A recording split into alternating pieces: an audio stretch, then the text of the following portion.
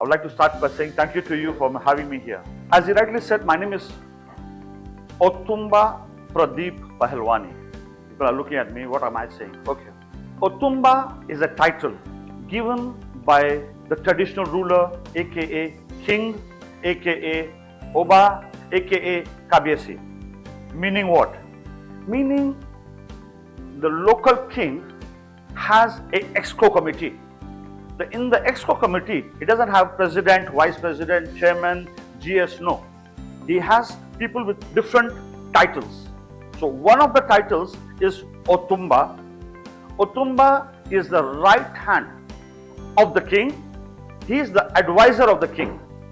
So in the committee, when the Kabesi calls for the committee, usually when the king sits down, Otumba sits beside him to give him advice and guide him on different things. So a king has many Otumbas. He tries to select Otumbas from different fields so that he can get advice on different fields. So in simple words, I have been coronated. There was a proper coronation ceremony. In that coronation ceremony, I was given the title of Otumba Atunleshe. Atunleshe means a person who develops people around him. How did he come to give me that title is because I'm very strong on social service. Through Rotary Club and through my own foundation called Caring Community Creators, he got to hear about it. He invited me. I accepted it. So after the coronation, he gave me this beads. Then there's a necklace. There's a guard of honor. There's like a stick. And there's a cap which has beads. In that beads, you can see the word Otumba Atunleshe. So if the way I'm dressed now, if you are a typical Yoruba or you know little about Yoruba culture, by looking at this, you'll immediately say, Otumba, how are you? Just from this beads. So many times when I'm traveling at the airport, chief. All Otumbas are chiefs, but all chiefs are not Otumbas. So Otumba is higher than chief. So I repeat, all Otumbas are chiefs, but all chiefs are not Otumba. So when they say, chief, because of my beads, I understand that the guy is not a typical Yoruba. Because if he's a typical Yoruba, he will not say chief, he will say Otumba. But why do we want to connect with the local community? Why do we want to connect with the local community? Anybody? Generally, let's not focus on Nigeria now for a minute. If you go to any country, if you want to connect to people, what are the ways to connect with people? What should you know that with knowing by that, you'll be able to connect to the people?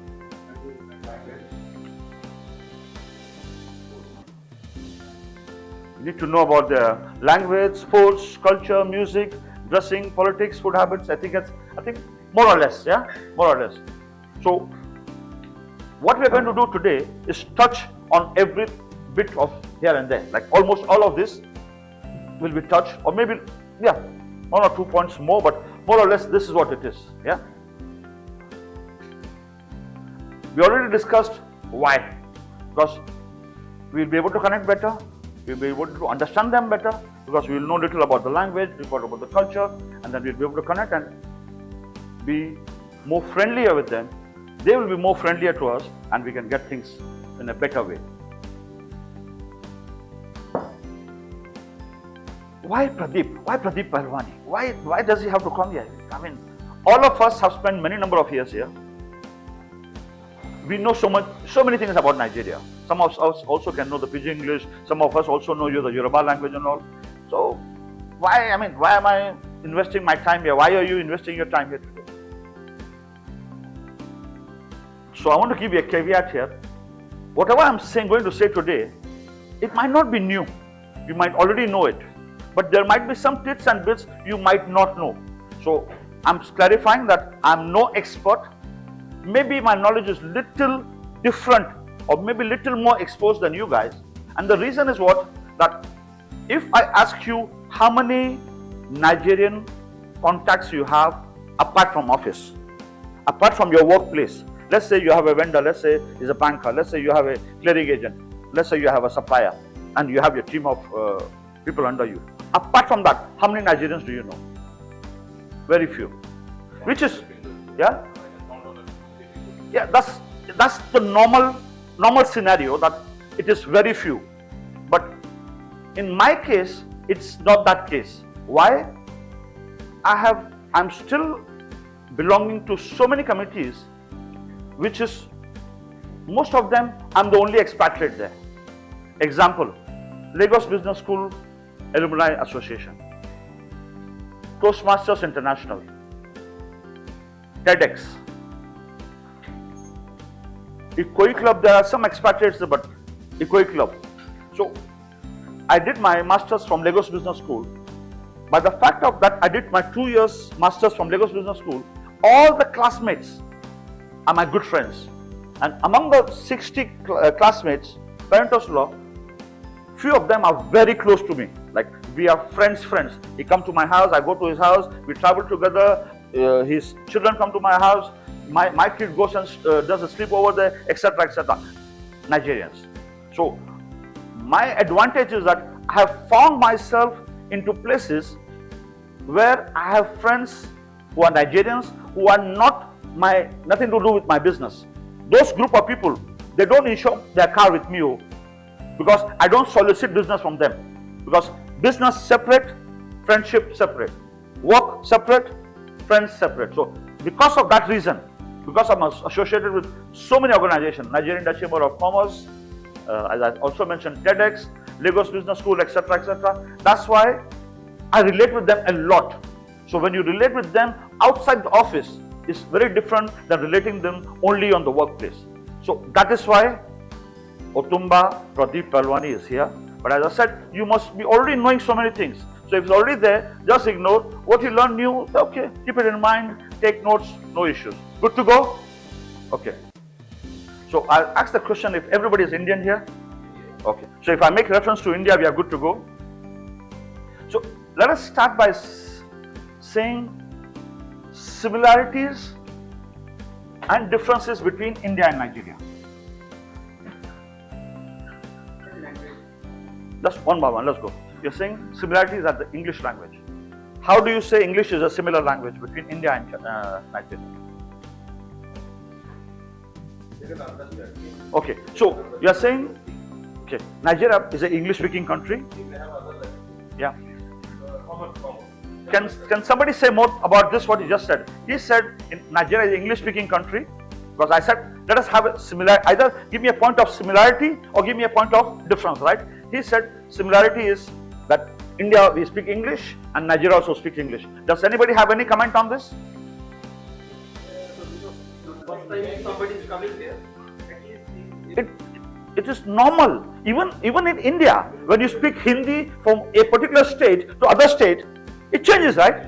If I start to speak Haryani Hindi and then somebody is from Maharashtra, you're looking, oh, what's happening? But thanks to Bollywood, people know that this is Haryani Hindi. But before that, we never knew what was Haryani Hindi as such. So definitely dialects, intonation, pronunciation will change. Okay, let's quick one now. Let's say you want to say thank you. People say eshe, right? Correct? But that eshe has different version. You go to Abekuta side, they'll say ashe. And then some people have shorted, instead of saying eshe, E-S-H-E-Y, they'll just say esse. So different, that point of pronunciation and intonation be different is applicable worldwide. Simple, as simple as that. Okay, so on this English we got a foundation that, oh, India, Nigeria, both of them ruled by British. So they set up the education system because they wanted people to speak that language, and because of that we were able to learn English. Okay, so that's one. So English, okay. Either a common thing between the two countries or a opposite, like second similarity, democracy. both are democratic. Okay. What else? Beautiful. Both of them have diverse culture, several languages. Yes, Nigeria has about 500 languages. 250 languages or more than 500 dialects. Yeah. Anything else? Okay, so now you're saying 2 points in one, right? I won't give you the chocolate yet, but let's go ahead. Let's go ahead. Both So, as a film is Bollywood. hold on, no, let's go to him. So you're saying, okay, can you expatiate on that when you say sports? Because if you're saying sports, that means if I talk cricket to a Nigerian, he should understand when I say Ganguly did not perform well as a coach. He should understand that part. Will he understand? Okay. So can you be specific? Fantastic. So if I want to relate to a Nigerian, what should I do? What should I do? Learn about? Clear, very simple. If you want to connect to a Nigerian and you say that you're indifferent to football, that you don't want to know about football, you're on the wrong track. I remember 1984 when they were playing USA 94, that's the World Cup in USA. A friend of mine, that time they were watching at midnight, 12, 1, 2 a.m. Guy woke up, said, no, he rested in the evening, he said, "Meko match dekhne ka, meko match dekhne ka." So what match are you watching? It's a football match. I said, what do you know about football? He said, come and watch with me. And then he was telling me that pick up some points. And then I had zero knowledge of football. Not negative, let's say zero. I knew football is a bigger ball, I know it is a field. That's what I know. Otherwise, I had no knowledge about football. We watched the football match together, picked up some points, and next day in the conversation, did you see the goal Yakini scored? Oh, did you see how Sunday Olesi missed the kick? Like their whole temperament, their whole mindset changes, and then, oh yeah, did you see that? Just like how we relate with cricket. So football for them is equivalent of cricket. So football versus cricket. Fantastic. Then you also said music. What about music? What about music? You said sports and music. Sports we narrow down to football and cricket. What about music? What do you want to say about music? Or somebody wants to help him out? He's looking. What am I asking? Here, artists are a lot of artists. People love them, and they are like a big youth icons. Like if Bollywood is there, they are the music artists. Like Davido, Whiskey, you can say that. No. So let's finish the music. Then we come to Bollywood and Nollywood. Yeah. You are saying Nigerian music popular. He's saying Indian music is popular in Nigeria. That's what you're saying. Firstly, what he said is right. Nigerian music industry is big in terms of the celebrity figures like he mentioned Rema, that the song going on now, Baby Calm Down. I went to India in January. I was at the barber shop, 1 in the afternoon. They're playing Rema's song. I was pleasantly shocked. I was so excited. I said, let me tell him, hey, mere country. I was excited to listen to that music. Went to Dubai, night clubbing, Nigerian music. Singapore, clubbing, Nigerian music. My son said, anywhere he goes, my son is 27, 28, and he travels to, and then the young guy, he goes out for, said everywhere they're playing Nigerian music. So Nigerian music industry has become big, and the amount of money they're charging for their performances is not even a joke. Then I thought he said something, but I'll rephrase it. Nigerians love Indian music, but not the young ones. Those who are 50 plus, because they grew up watching Indian movies in cinema. So some of the popular movies is Das Nambari and Sholay, and they know Ramendra, they know Amitabh Bachchan, they know him. So they know the few names, because when they were growing up, outing for them, there was no ShopRite. There was no Netflix to watch at home. They had this cinemas in small places where they will show Indian movies, and these guys will watch Indian movies from there. Some of them were so much interested just watching the movies, they could speak Hindi. I have met some of them. I said, how do you know? A couple of them, they said, I went for training, I went for education, I went for this. Understood, no problem. But some of them actually watching Indian movies, they can speak good Hindi. So music, yes, surely. So if you know little about music, or you're able to say the lyrics, they're sitting down and you're saying, oh, you're tapping or you're singing a bit, oh wow, nice, you connect immediately. Okay? Yes, please continue. You said Bollywood and Nollywood. Yes. Nollywood is even bigger than Hollywood and Bollywood because of the number of movies they make per year. Why? Because the movie making here is not very elaborate. They might even take just 1 2-bedroom apartment, and within that 2-bedroom apartment, the whole movie is shot. So they are able to churn out more number of movies. So if the criteria is the number of movies per year, Nollywood is higher than Bollywood and Hollywood. Surprised? Want to see some figures? Anyway, later I'll share some figures. There are figures for it. Or do you want to see the figures?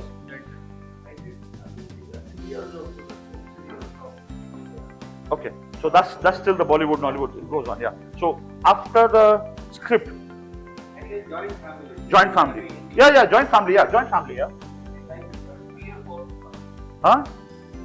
Father is a Head of the household. Father is the head of the household. Somebody said something interesting. Respect for elders. Definitely, that's a big one in this country. Once they see a person little aged, automatically they give respect because they respect elders. And if you notice, the Yoruba greeting and the India greeting is somehow similar. Actually same. If we go back to the India, maybe 100 years or I don't know now how old am I. Okay. They used to do a dandwak namaskar, like they will they used to prostrate, like lie down on the floor, right? That's what they do here, right? That's what they do here. Now our dandwat has gone down to try to touch the feet. Then slowly it has come to the between the knee and the toe. Now sometimes just to the knee. Sometimes it's not. You even do Wi-Fi. Do say like you're looking at the knee and it's okay. But so that's similar, right? The way of greeting is also similar. So where are we? Joint family, respect for elders. On this respect, I want to mention a point which I don't know some people have observed. Vinay, please come.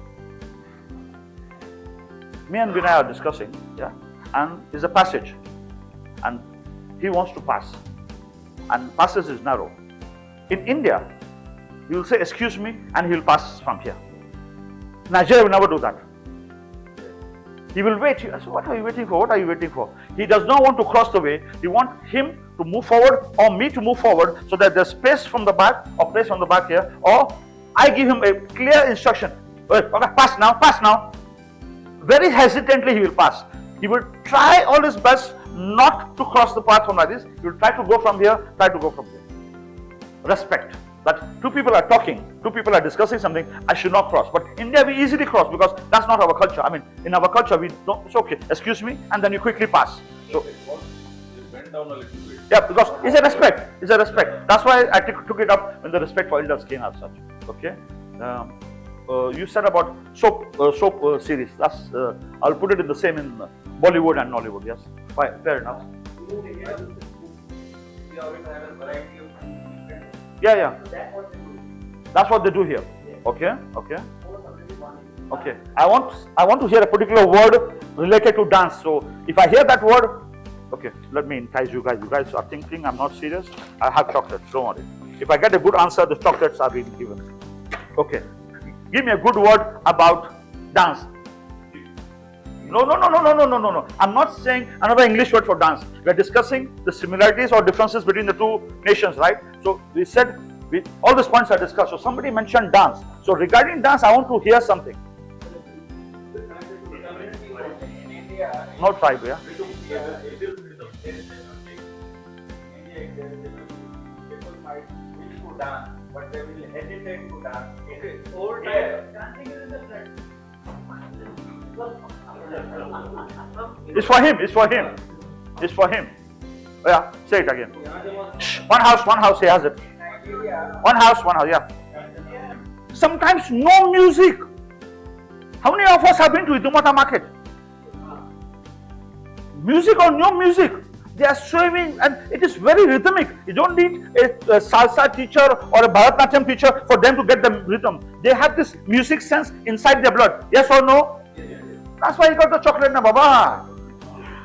Okay, so that was a nice one. That was a good point. Okay. You talk about Nigeria and India, and you don't talk about juju. Tell us more about juju. What we believe in India, we have so many gods. So similar like they are also having. No, see. This observation. If he had not watched Nigerian movies, he might not have that observations. I learned a lot from Nigerian movies because they show you some things which in your daily walk of life you may not be able to see it. Daily walk of our life, you're coming to office to home, maybe to Etiquette club to play, maybe to Toastmasters and all. You won't find a juju man now. What's the other man? I mean, equivalent of juju. What is the other man they call? What's the other name they call it? No. The person who's doing it. What do they call him? It is referred as Baba Lao. Baba Lao. So is another word for the juju man. So Baba Lao. So that's a funny example. Like somebody stole something from the office. Yeah. Somebody stole something from the office and you're not able to catch the thief. You want to go to police, right? Nigerian police is your friend. So you may not catch the criminal. You may not catch the friend because Nigerian police is your friend. That's their tagline, right? Nigerian police tagline is that Nigerian police is your friend. That's their tagline. So, but if you gather gather few people, the few Nigerians, and then sit down, say, okay, if I'm not able to get this result, I'm going to call Baba Lao. See them shaking because they believe that person will come and pinpoint who stole it through black magic, through juju. It's like that. So that's a good one. Juju. He mentioned something that Nigerians also do idol worship. Very true. And there's this general misconception among Indians that Indians are the only people who have so many gods and different forms of worship. How many? Okay, open question. In Christianity, in the churches and all, there are different forms of churches, correct? No? How many types you know?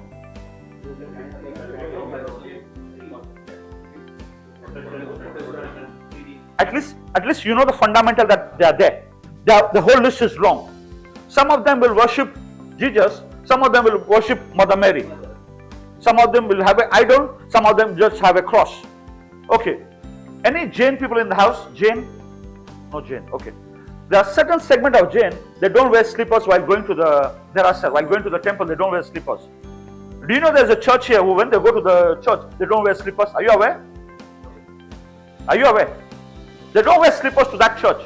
What is that church? Who said yes?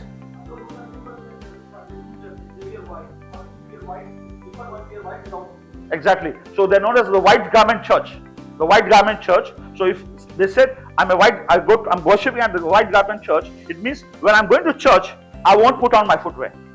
I will just go like that. So usually the men and the women, both, they wear the white gown. So it's not that only female will wear gown. Guy will also wear a gown just like the Muslim Akbada and all, some similar. But when you see that the cut is not Muslim. It's not a straight cut. It is a gown. And they also cover their head. When we go to temple, when we go to Gurudwara, we cover our head. Some churches, you cannot do, but you have to cover your head. So how you cover your head is your own headache. But you must cover your head. It is mentioned that it is a duty of the person to give 10% tithe.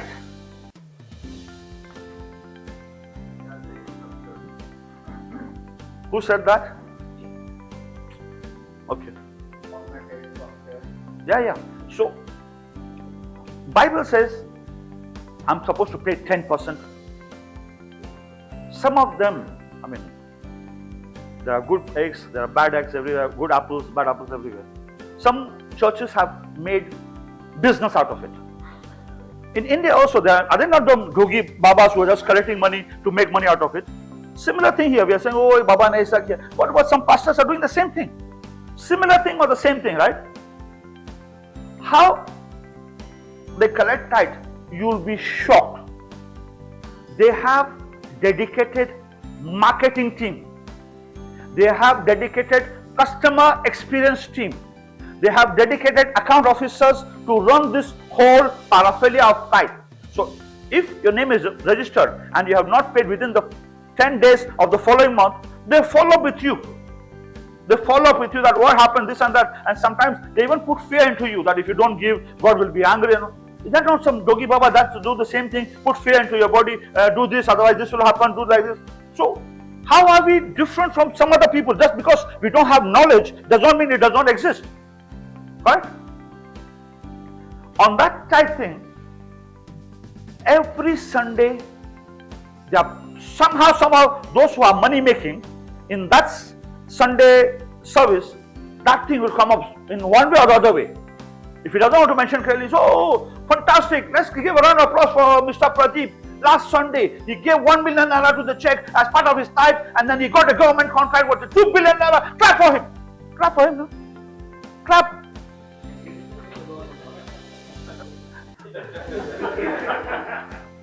Okay, he didn't get the contract. Okay, he didn't. I like your confidence in Pradeep, huh?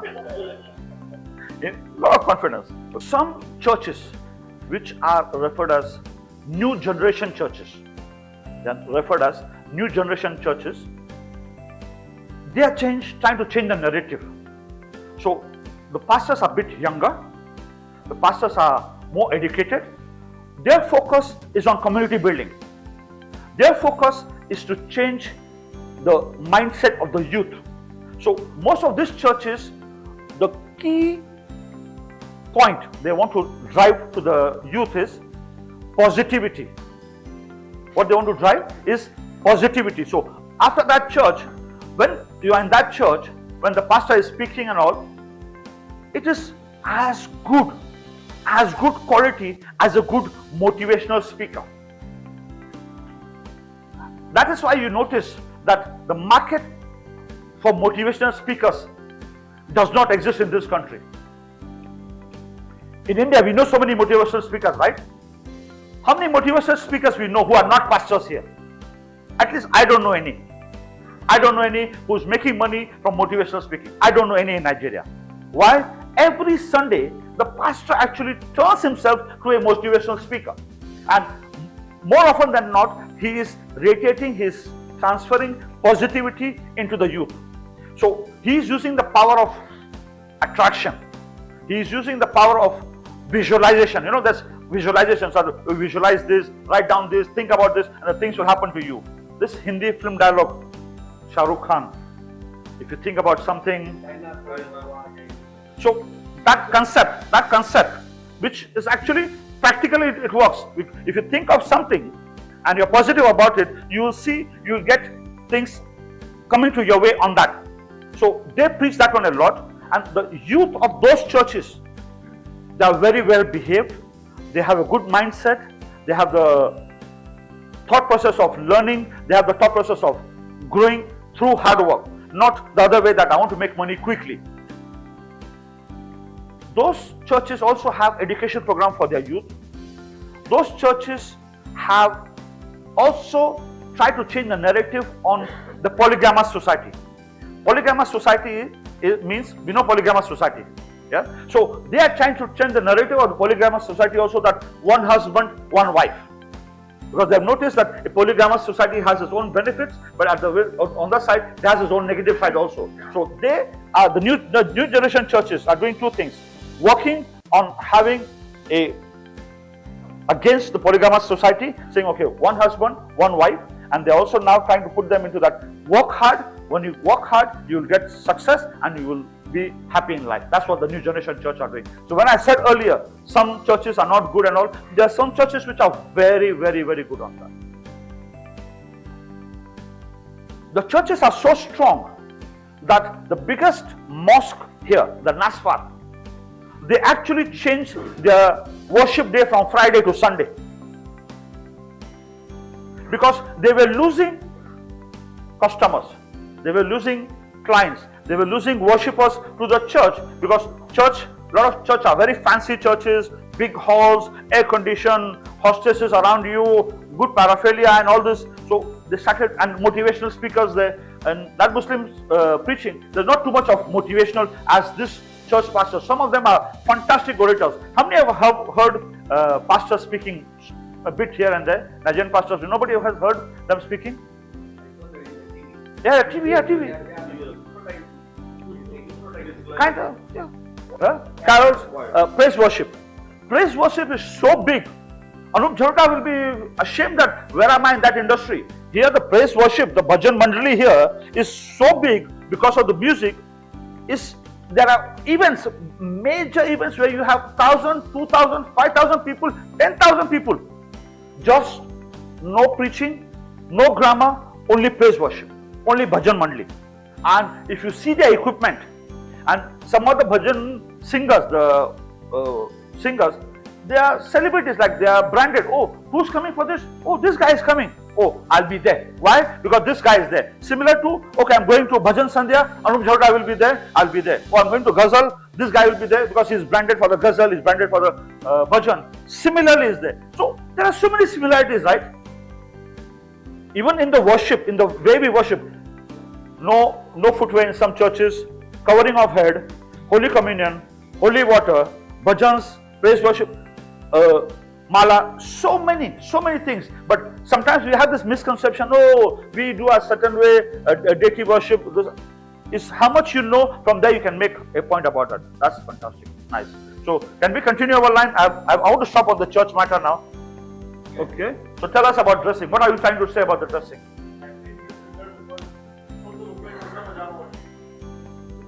In a wedding, what they do is they buy a cloth and yes, fundraising. When they are selling, they are doing fundraising. So assuming he's adding 3,000 naira to that piece of cloth, that means you bought the cloth, you're going to come. So that 3,000 naira is quote unquote for your feeding. That's literally you have paid for your own food. So that right word is fundraising, but I'm making a lighter note that you buying the clothes, you're also buying the food which you're going to go and eat there. So bride and the bridegroom will have separate clothes, or sometimes there is same color. Everybody wears the same color. So there are different ways of doing it. Either only the family wears the same cloth, or the entire invitees are given the same cloth. So the smaller version of that is they won't give you 5 or 6 yards of cloth. They'll give you half a yard of cloth through which you have to stitch the fila or do your gele. That's only the headgear. So you can wear what you want to wear because you have the wardrobe. So I will give you the cloth. You design your own style of cap. If you are a male, you design your own style of gele. So from far we know these are these people, these are these people. When they sell the cloth, there's a name to it. When they sell only the smaller cloth, which is meant for the cap or gele, there's a name for it. So I want 2 names. What is the name of when they sell the cloth for fundraising in the marriage, there's a name for it. And when they sell only the fabric to make the cap out of it, there's a name for it. Anybody? Sorry, yeah, somewhere close. That saves me my chocolate. Huh? You almost got it now, just the pronunciation. Oshebi. So that is the Oshebi. And then I already gave the answer for the first one before, fila. So the material for fila is given to you. So, boss, where's my fila? Boss, where's my fila? That means my fabric to do my headgear. Where is it? Or where's my Oshebi? Now, the price and the quality of the Oshebi. Listen carefully. The price and the quality of the fabric you're going to buy for the wedding depends on the standard of the person doing the wedding. Now, this applies not only to wedding, it also applies to burial ceremonies. It also applies to birthday ceremonies. We are trying to see the similarities and also the differences. So, it applies to weddings, applies to burial ceremonies, applies to birthdays. So, the Oshebi you're going to buy depends on the celebrations. Yeah? So it could be somebody's burial, somebody's 80th, mama's birthday, burial, birthday or wedding. The price of that Oshebi, can be varied. Sometimes to save on the money, when the person invites me, oh sorry, I'll be traveling. Because I'm supposed to pay close to 500,000 naira to buy that Oshebi.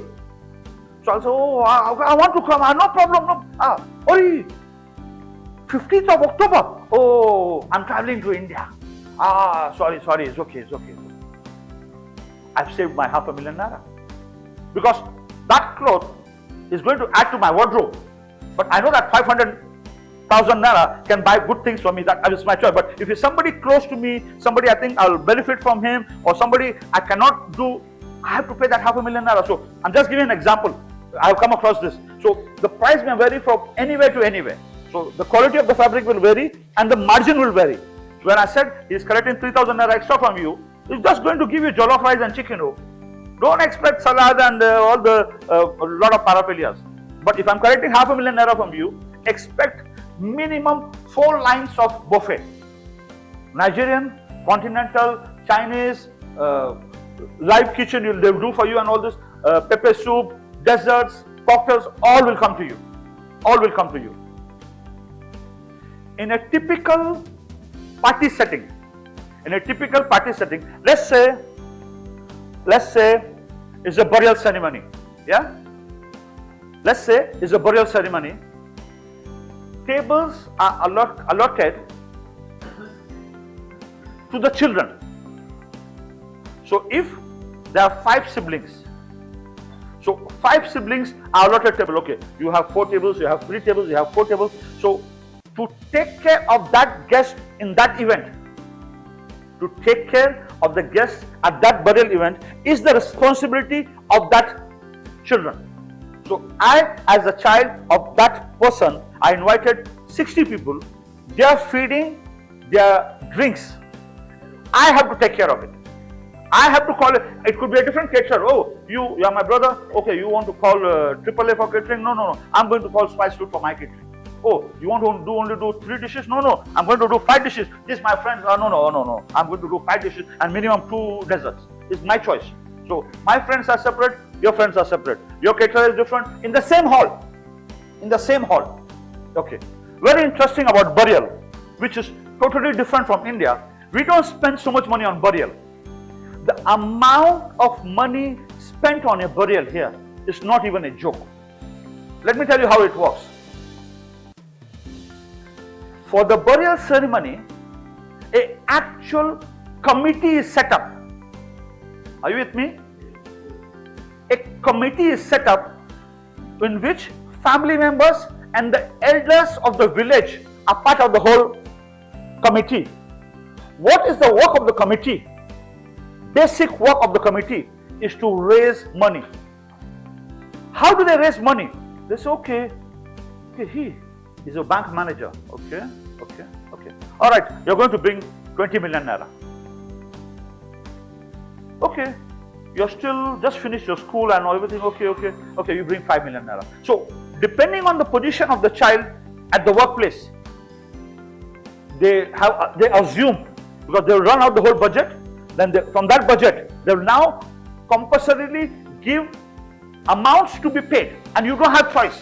I've seen my friends come to me, beg to me that burial is coming up and they gave me this target, and they think that I'm that super rich, but I also have my expenses, but I don't have that kind of saving. I need to borrow money. So it is that serious, because sometimes a lot of planning and time is required to set up that kind of money. The corpse is lying for months together just because there has to be a befitting burial. So much money has to be spent and so much has been done. So those people in the committee, the elders, they also have a list what they will get as elders. So it's a whole elaborate arrangement of burial. The whole elaborate. It is much more elaborate than a wedding. They have live music. They have unlimited alcohol going on.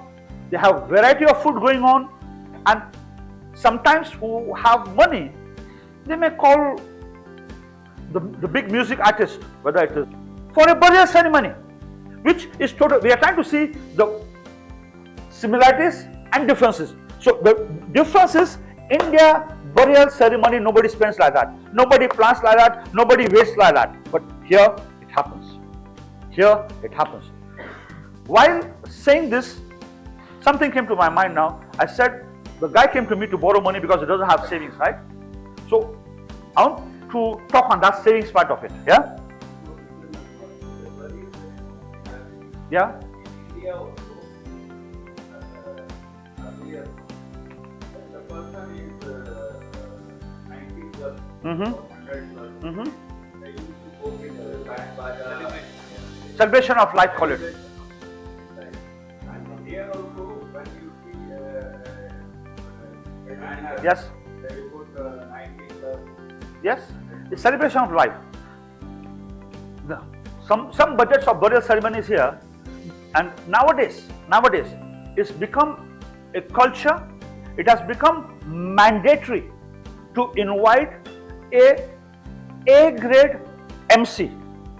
It's mandatory to invite a grade stand-up comedian to your party, whether it is wedding, birthday or burial, a grade artist to come and MC the event. Can somebody guess what charges this comedians charge for an event, or how? Yeah, 2 million. Yeah. Anybody else?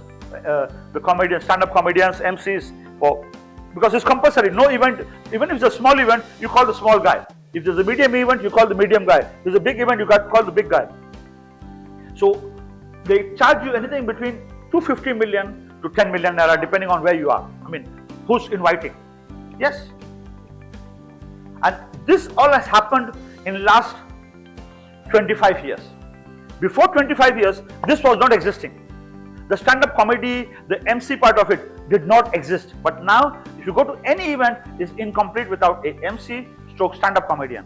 So there are stand-up comedians who cannot do MC. Like, who cannot be the master of the ceremony, they cannot coordinate a wedding, they cannot coordinate a burial, because all they know is stand-up comedian. Some of them, they do both the roles. And some of them are strictly MCs, and some of them are strictly corporate MCs, so that they won't do vulgar jokes, they won't do jokes which are too loud, or just, they will be more decent into the corporate world as such. That industry has come up last 25 years only. Yeah. So we said senator, we said Akbata. Okay. Which other things we know? On anything on dressing, what we know? We talk about villa, we talk about gele for the women. Yeah. Kaftan, okay. Ankara. So what is Ankara?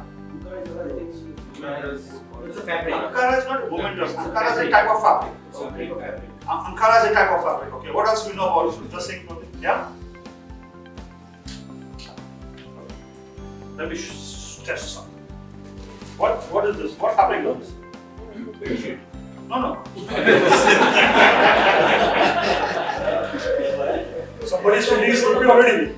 So when I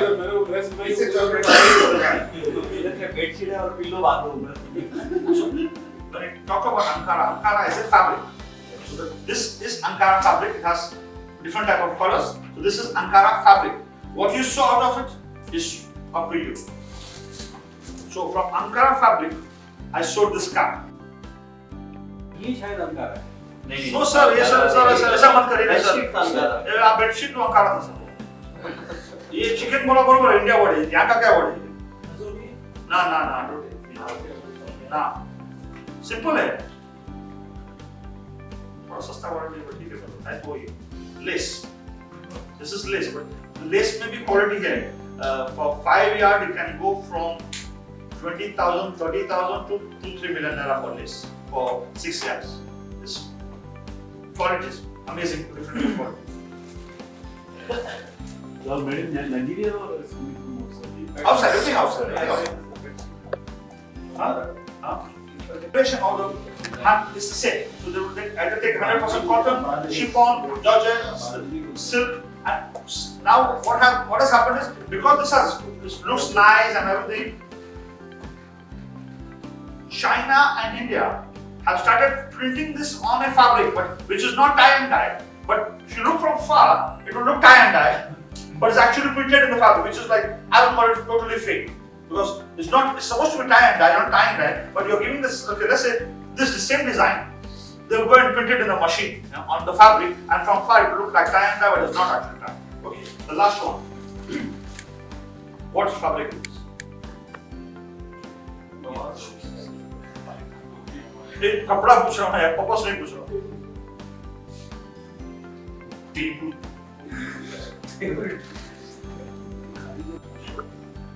And the hard one is here in outside. Yeah, that's Half it. is separate level, the first half is So I think we'll take a few minutes break, 10 minutes break, right? Yes. And then we'll come back for language, etiquette, and food. Okay, for the language, I was asking that most of us are based in Lagos. Yeah. So I'm also based in Lagos, so I don't know much about Igbo, I don't know much about Hausa. Let's talk about Pidgin English and Yoruba. Etiquette, language and food. This is what we're trying to do now. Let's focus on that because topics are too plenty. It's not possible to finish in 1 hour, but let's make maximum use of the time. So let's focus on etiquette, language and food. Good to go? Etiquette.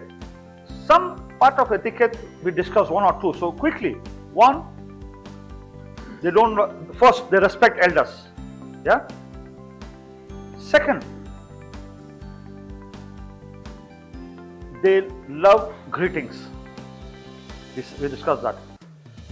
They also love titles. They love titles. Let me explain. They love associations. So just think randomly of anything and that thing has association. The day I saw Association of Vulcanizers of Nigeria. So vulcanizers have an association. Then they will say the Junior Staff of Bank Association. Bank Workers Association, okay. Now they are saying Senior Staff Association different, junior, like they love associations. They have so many associations, and because of that, you will find, oh, he'll say, oh, I'm a vice president here, I'm a secretary here, I'm a this thing. They love those titles, and many a time, churches use that their love for titles to hold them down, that they will come surely for that Sunday. Oh, I am the head of the child department. I'm head of the hostesses. I'm head of this. I'm head of this. They love names. I mean titles given different names. They love it. Let's say I'm the president of IPF now, which I am. Not say, let's say I'm the president of IPF. It was as if it was a Nigerian setting. They will always call me my presido. That's how they will greet me. They will not say Mr. President. Then if I'm the chairman, say, oh, my chemo, my chemo. They like this greetings. And whenever they are associated with something and they have the title, they always want you to know about it, and they expect you to address them appropriately. Whether it's a reverend, whether it's a pastor, whether it's a vice president, vice secretary, whatever. Somebody asked about the different traditional titles. So the one I'm talking about, the Oba and the Otumba and the chiefs there, that is the Yoruba land. In the Igbo land, it will have a different setting. In the Hausa land, it will have a different setting. Igbo land will have Eze, Mazi, etc., etc. Hausa will have its own, which I don't know which are that. I have not tried to find out. I've seen that practically in Lagos. I don't need to know them as such. But if I have something to do in Abuja, or if I have to do something in the north, I need to know more about those Hausa culture as that. But because I'm predominantly in Lagos, my knowledge is restricted to some extent to Lagos. Etiquette. Greetings, very important. Use of their titles, very important. Two people are talking, not to cross between, very important. Next, do not give anything by left hand. Never give anything by left hand. Even if you are a left-hander, if you are a naturally left-hander, you're going to use your left hand, right? But naturally also do not use your left hand to give something to anybody. When going to any event, do not go empty-handed. Do not go empty-handed. So, depending on the occasion, a gift is required. And if it is especially a burial, the best gift is cash. But if it's wedding, you want to give him a fan, a rechargeable this thing, or something is okay. the birthday gift, you want to give him a bottle of whiskey, a bottle of wine, fine, take a gift. But I will tell you, cash is the best gift. But then the problem happens on the cash gift is, how much do I give him? So instead of answering that question, how much do I give him, you may as well look for something to give him and go with that. But always go with something. But it's also important that you honor as culture, as part of etiquette. If I have invited you, you try and come. Try and come. So there's a word for that. Come and show face. So I explained before how I show face, because so many places to go on Saturday. How will I reach out? Then I go there, call the cameraman, take picture, shake hand, and thank God if it's burial, I put a small envelope, put $100 inside, give it to him, or inside his pocket, say, okay, I'm going, okay, thanks for coming. You'll never see him frowning that you came 1 minute ago and you're going in 1 minute. You'll never see him frowning. India, I try to do that one to India, that, hey, main aa gaya, chal, hey, baitho na, khana khao na, like, he'll literally feel offended. But if you do that here, etiquette-wise, tradition-wise, he will not feel offended. He will appreciate that you took effort to come there. So the best thing, sometimes, I'm tired, I want to go and rest. Tunde, sorry, I have another event to go. Oh, okay, let me see you off. That comes to the another part of etiquette, that they like seeing people off. So whether it's at the event or is in the office. So from office, to what extent he takes you, escorts you, depends on who needs who more, or how much respect he has for that person. If he might just get up from his seat and say, oh, thank you. He might get up from his seat and drop you till the door, okay, bye-bye. He may go with you till the steps to the reception, so okay, thank you. He may go with you till the car, etc. So that depends on the relationship, and sometimes I say, who needs who. If he needs something from you, he will give you that respect. Okay, sir, yes, sir. Maybe today a top minister comes here, you're not going to leave him here, right? Up till the car, you'll go, right? If governor of Lagos State comes here for some purpose, are you going to leave him here? No. Governor of Lagos State, up to that, he enters the car. Okay, sir, bye-bye, sir. You're going to do that. So they love that part of it, which in India, is it that common? I mean, not that, they're not so sticky about it. Yeah, that's okay. I mean, okay. For the language, I was asking that most of us are based in Lagos. Yeah. So I'm also based in Lagos, so I don't know much about Igbo, I don't know much about Hausa. Let's talk about Pidgin English and Yoruba. So between India and Nigeria, one of the similarity or differences is that India has a common national language, which is Hindi. Nigeria, there's no common language, but the official language is English, which technically is not their own language, but for official communication, the language is English. But what joins them together, where Hindi joins all of us together, is the Pidgin English. Pidgin English is nothing but the broken English. So what we are going to do is, we'll take few commonly used words of Pidgin English. We'll take few words of Yoruba language. Yeah. Now, who wants to kickstart it? Let's say start with Pidgin English. Some 1 or 2 words. We just go one by one. Let's see how much we know or which one we don't know. Common Pidgin English words. Any 1 or 2 words? Sorry? Go slow. Okay, that's the easy one. Huh? Yeah, so they love this repetition. Small, now. That's now put me in trouble in my Ghana office. I'm telling you seriously. I went to my staff, I said, okay, that letter, please, can you do it now? He looked me eyeball to eyeball like this. He said, sir, your English is not okay, sir. I said, okay, what happened? I said, you said now. I said, yes, I said now. Quickly do now. So when you say do it now, it means I should do it now, no? Why are you saying another now again? But because of the Nigerian intonation or language I have, that put me in trouble. But so Englishically it is wrong, but they like repeating things now. I mean, small. Yes. Which one again? Sorry? You don't come. Yes. Yes. So, okay. You don't come. And they come back. Now, they come back is usually, yeah, but it's usually with the hand gesture. Yeah, I'll come to that. So, I'm coming. No, I'm coming. So let's finish this. I'm coming. So usually this hand language is there. In India also we sometimes use it. Ho aata hu, lord ke milta hu. Because in some people they don't say ja raha hu, because you're not saying as a positive, okay, yes, I will come back live and whatever, yeah. So, ho aata hu and all those is the same thing. I'm coming. So even though you are going, you say you're coming. So sometimes I make fun. So, okay, I'm coming. Hey, Baba, you're going, but you're saying you're coming. But we understand what it is. Now, why I'm talking about hand gesture? I use this hand gesture very conveniently to deal with the checkpoint police people. So I'll pretend I'm on phone. One day, the two of them, they block my car. Okay? Every time you say, I'm coming, you never come. We never see your hand. Where is it? Like, same junction, right? But many times I get away with this. I'm coming. Okay, I'm coming. Okay. That gesture, not only by the mouth, but the hand gesture. Because I've not worn the glass, right? The glass is still up. Okay. So you can use that. So when we are coming to since this checkpoint point came, learning lesson for how to deal at checkpoint. Golden rule. Never have eye contact with the guy. Avoid eye contact. Usually you will be sailed through. Try to avoid, because generally what happens, oh, checkpoint, all right. Oh, yes sir, yes sir. I have made that mistake 1,000 times until somebody taught me.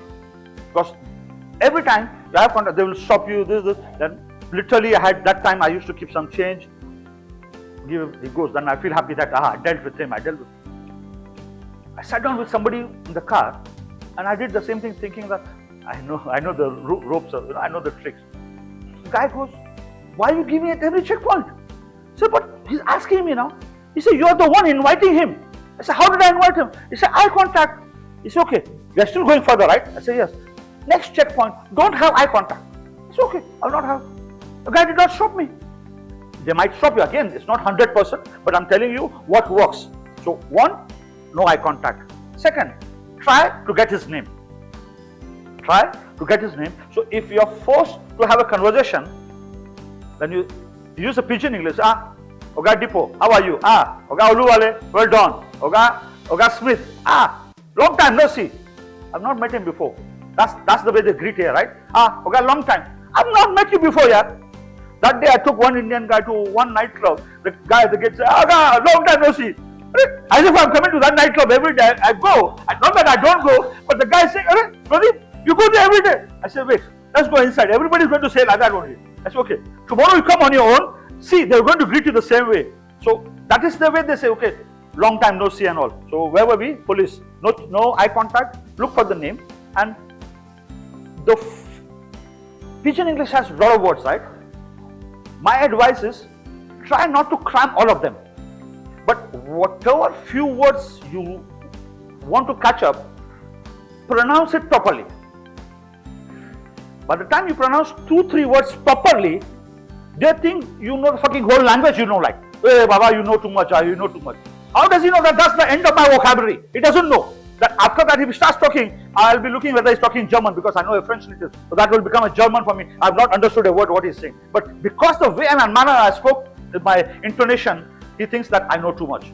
So, yes, he will say, yes, you sabi. You sabi means you know. Okay. So we were going to, okay, police checkpoint, I said this name, and by the time you greet him well, so yes, he's looking for change from you, but as part of etiquette, he likes respect.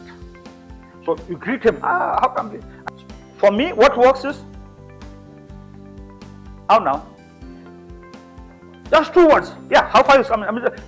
I'm saying my intonation. How now? Oh, you have stayed too long in Lagos. Or you should, I beg, you go. So, like immigration, customs. I say, okay, how now? Because it's so clear. If I talk to you on phone, you wouldn't know whether it's Nigerian or Indian, because that accent is not there.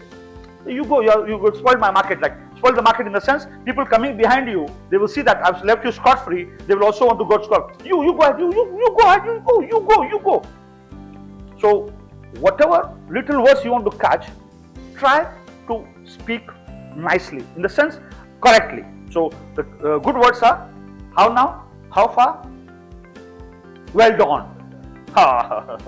Well done, the person has not done anything. You all have experienced this, huh? Whether they have done, say well done, we'll say yes, yes. What have you done? And you're accepting that well done. But that's how it is, right? Okay. More words, more pidgin English words. I'm strong. What's the meaning of I'm strong? This guy called me and he's saying he's strong. He began to smile. I said, what happened? He said he's not feeling well.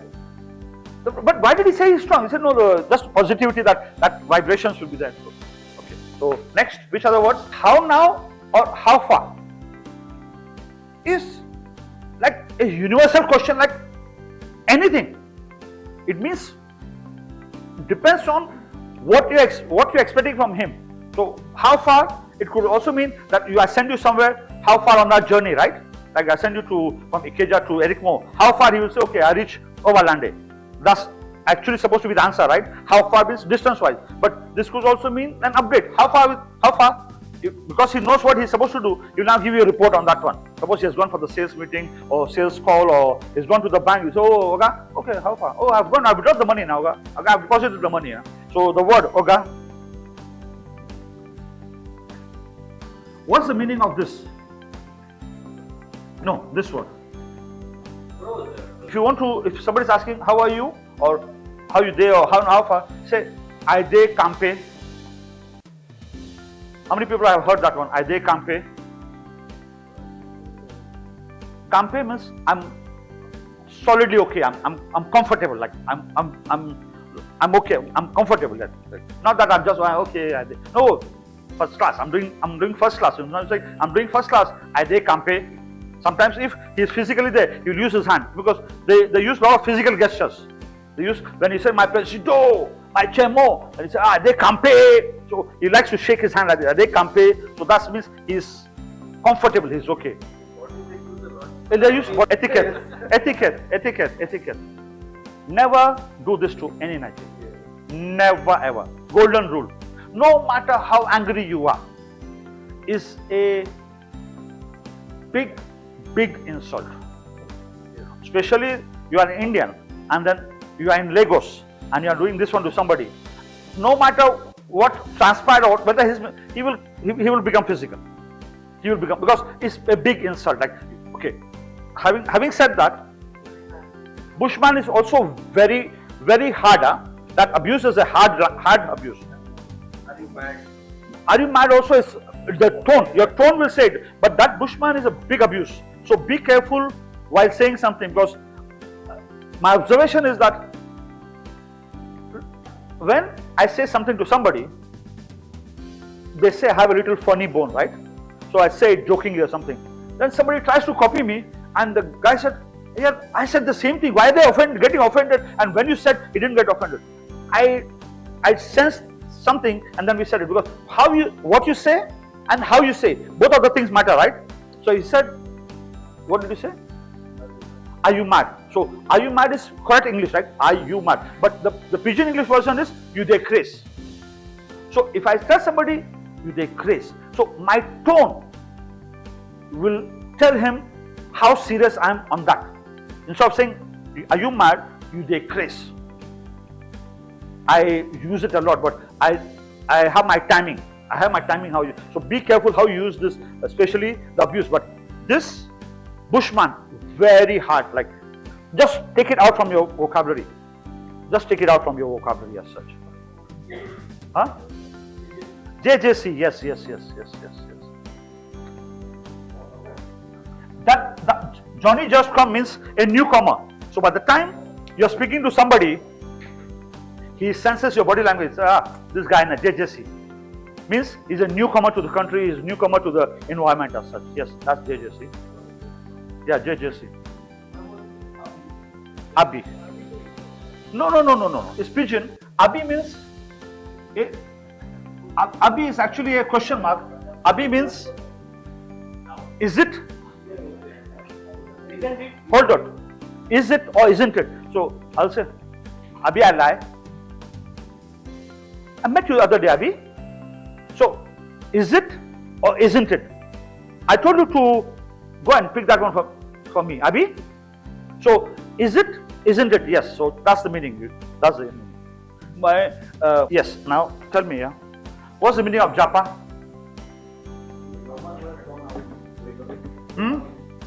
Sorry. Going out meaning what? Pidgin English. Huh? Japa. You cannot answer now. What's the meaning of Sapa? S-A-P-A. Poverty, yes. Japa means aspiration to go out, or he has gone out. He has already Japa. And Sapa, S-A-P-A, means level of poverty. Broke is Sapa, they worry me. Brokenness, they worry me. There's no money on hand, like no cash flow. That's Sapa. Siapa. I bought a racer Daiwu, and the driver came to say, okay, we go wash arm. So okay. I gave him 20 naira. He literally, physically washed. It was real life. And Omo and duster and everything bought for 20 naira. Again, the office, okay, we go wash arm. So, Tunde has washed the car now. So no, okay, we go wash arm. I said, listen, sit down. That 20 naira, is it not enough to buy Omo and duster? And they begin laugh. So what happened? He said, it means it's called for celebration. It means buy a drink for us, buy food for us or something. So that means it's called for celebration. The use of word bad. That goal was bad. So it was actually a fantastic goal, but the expression is, Omo, that car, bad. It means fantastic car, So when they say bad, it means it is good. Like it is very good. That's the way of expressing it, yes. They have several words for exclamation. The exclamations here are more pronounced and they are more. Several exclamation words are there, and how you speak the words will define the degree or the intensity of the exclamation.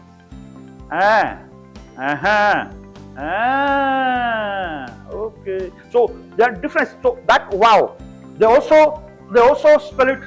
They will, instead of saying wow, they will say wow. So as many you go on adding, that's the intensity of the explanation. Wow.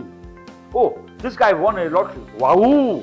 Oh, this guy don't japa. Oh, wow. How? When? Don't tell me. So they like to exclaim. The exclamation marks are so many in them. So it's not a negative word, it's an exclamation mark. I'll say a phrase. Let me see. But don't speak it.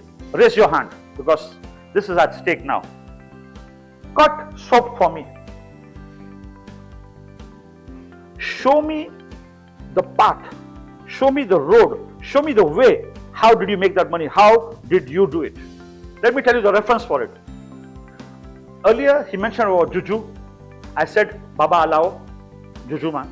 So, there's one of the sayings or one of the methods is that if you go to Baba Alao, he will give you a soap.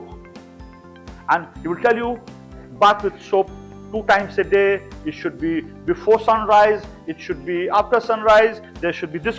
He will give you conditions of that using the soap. So, it means you have gone to a Baba Alao.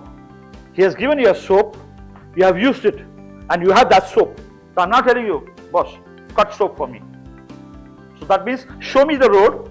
So that does not physically mean give me that piece of the soap, because that soap has been given by Baba Lao to you. You can't give it to me. But at least show me the way. What did you do that you got so much? So cut soap for me. The other one is easy. The next one is easy. You are whining me. Sometimes like hyping you also.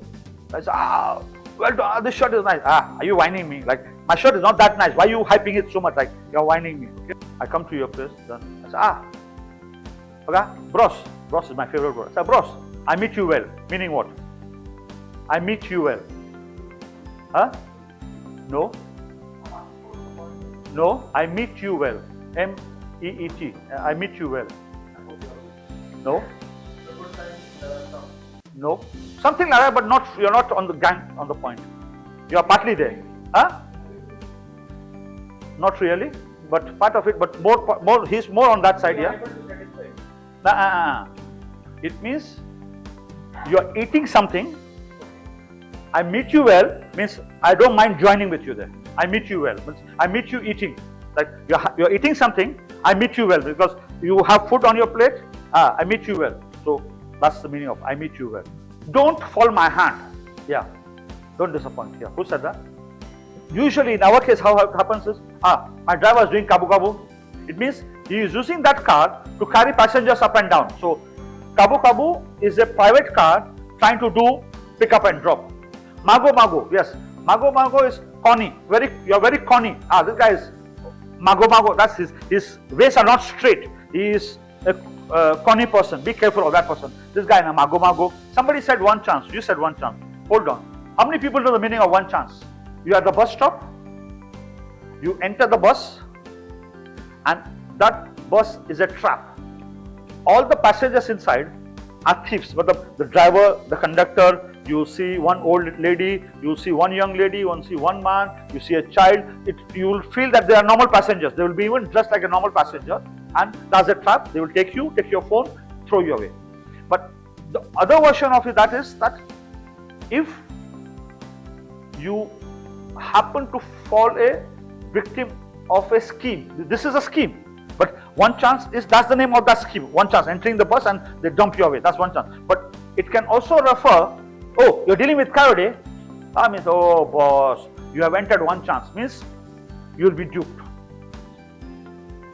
Again, part of etiquette and language combined together is the word sorry. Hold on to that word very dearly. They love the word sorry. So, if you want to just get out of any argument, okay, sorry. And more often than not, when they say sorry, they don't really mean it. They say it superficially. We also do it the same way. Okay, sorry, sir. They do it. We should also do it superficially. You can get away with so many issues. I have done that severally. My driver has taken one way. The guy has caught us.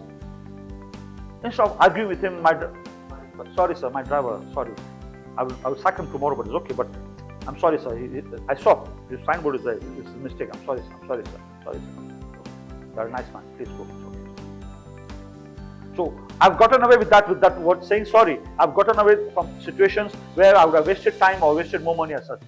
Yeah. So okay. Let's quickly do Yoruba and then come to the dedication side. Just a few Yoruba words. Where are the Yoruba words? Okay. Let's just do Yoruba words. Okay, sure. Okay, Yoruba. Quickly. Okay, forget. I'll say some few words. Ekaro, ekaso, ekale.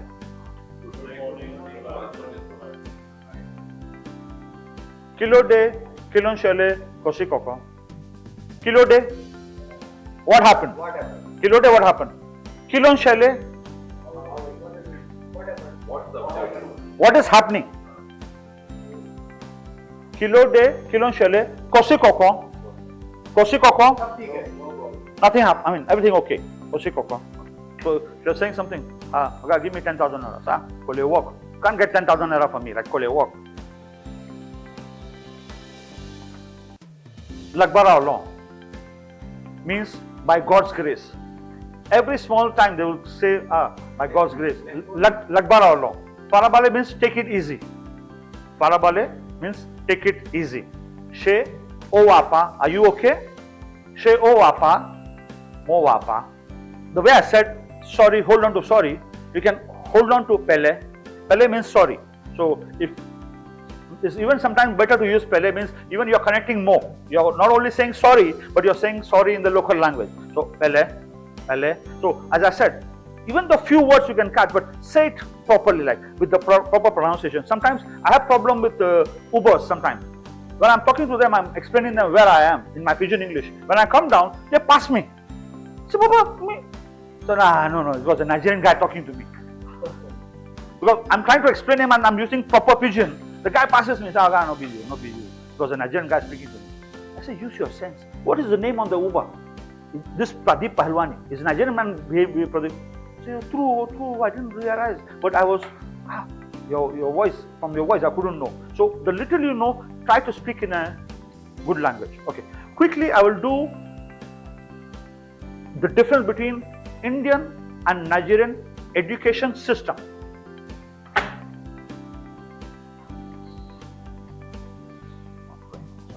Okay, let's do it like this.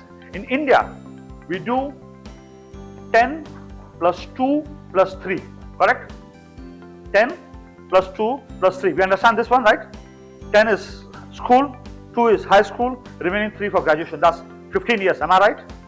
Here, they do 6 plus 6 plus 4. That's how many years? So here is 1 year more than India.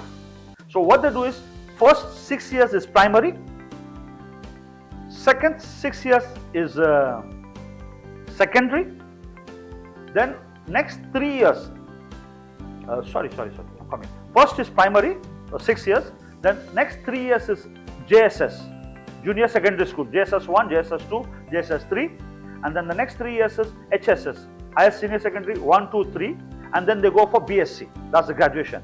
So the difference between India and Nigeria is, in India you'll say, oh, I've done BA, I've done BSc, I've done BCom, or I've done BBA. Here everything is BSc. So if I've done arts, I'll say I've done BSc Arts. 6, 3 plus 3 plus 4. And the other method is, if you don't want to go to the BSc methodology, you go for the OND and the HND. So OND is Ordinary National Diploma, HND is the Higher National Diploma. People going for OND usually go for two reasons. One, they're not able to get admission into the BSc, that's the proper university. And secondly, there are certain courses which are not available under BSc. They will say, okay, I want to do that course only, so I will go for OND. Everybody who's done graduation has to serve the nation for 1 year under the NYSC scheme. And those who are doing OND, between the OND and HND, somewhere in between, they have to do 3 months SIEWS. Has a full form, social, industrial, something. So they have to work under a company for that 3 months to get the practical experience and come back to HND as such. And another thing is that they are not shy of going to school at any age. I'm saying school now, I'm not saying university. Still, because it's going to university, it's still school. So they're not shy of. So if because of financial reasons, the person could not do graduation, couldn't take admission into BSc, but after 5 years of working, 10 years of working, he still has that mind that I want to complete my graduation, I want to study, I want to go to school. But that again 100% not applicable, but mostly once you have gotten a job in India, you might, after 10 years, you might forget about that you want to go for your graduation because there's some reasons that you couldn't do graduation for 10 years, but these guys, they don't give up. No, I need money for school. Money for school? Money for, yes, I want to do my BSc, yes. Oni, Alafin, Kabesi. Once you hear these words, it means that's the highest in that community. So in a community, it could be Oba. In other one, it could be Oni, O-O-N-I. In other one, they may call it Alafin. In other one, they may call it Kabesi. So depending on the area, they will call it as different names. But all of them. Same level. That's the highest level in that highest level. Level 1 is Oba. Yes. The Oba, Oni, Alafin, Kabesi. They're all level 1. And then below them in Yoruba land will be Chief, High Chief, Otumba, Ashiwaju, Bale. They all come below this first level of people. All of them. Similar level, the same level, similar level. Chief and high chief are same. No, High Chief is on a higher level, but in some places you may not have Chief, you may have only High Chief. Again, depending on the area. And in the east, you will have Red Cap Chief. Chief and Otumba is same. No, I said it earlier, na? All Otumbas are chiefs, but all chiefs are not Otumba. Okay, quickly I'll do foods, so that I'll just try to fast track it. Nigerians, when they sit on the table, the normal tradition is that each person has his own plate. Meaning what? If I ordered for jollof rice and chicken, and you ordered for jollof fried rice and turkey, it is not coming in the middle. In India, we put in the middle, everybody takes from there. This is what I ordered, mera hai ye. This one he ordered, usual, that's the usual method. They don't put in the middle. But now the young ones who have traveled a lot, they order something, okay, everything in the middle, let's share it. That's it. But normally this is what it is. Secondly, while serving a Nigerian a drink, the drink has to be opened in his presence. Because he fears spiking and he fears poisoning. So the drink has to be opened in his presence. One person, they finish or not finish it is the headache because they don't care about the money. It's my drink, and if we are going together to a restaurant or something and he wants to go to the restroom, he will surely tell you, please, can you wash my drink? Because he trusts you that you won't do anything. But somebody else should not come and put something. So, Pradeep, are you here? I say, I want to go to the restroom. I'm here. So if I say I'm not here, he will not go. He will not go. My name is Wasi and I am a PCH with Simba Group. The session was very entertaining and engaging. It helped us to understand and appreciate the cultural differences between India and Nigeria. Once you understand the phrases, the cultural markings and everything and the reason behind them, it helps you to understand the people and understand them better and relate more with them. So content was great, delivery was very good session.